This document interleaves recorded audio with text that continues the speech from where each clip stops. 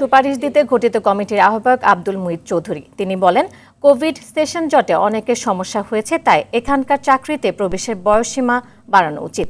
তবে বয়সসীমা কত হবে সেটি আরও পর্যালোচনা করে পরবর্তীতে জানানো হবে, জানান কমিটির আহ্বায়ক। দুপুরে সচিবালয়ের চাকরিতে প্রবেশের বয়স বাড়ানোর দাবিতে আন্দোলনকারীদের সঙ্গে বৈঠকের পর সাংবাদিকদের এ কথা জানান কমিটি প্রধান।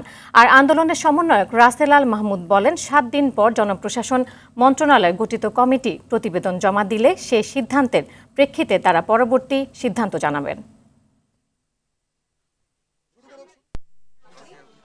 সার্বিক পরিস্থিতির আলোকে সরকারের বর্তমান নীতিমালা, সরকারের ভবিষ্যৎ কর্মপন্থা সবকিছু চিন্তা করে আমরা এই ব্যাপারে একটা সিদ্ধান্ত নেব। আগামী 7 কার্য দিবসের মধ্যে একটি চমৎকার বৈষম্যহীন বাংলাদেশ গড়ে তোলার জন্য একটি প্রতিবেদন প্রকাশ করবেন।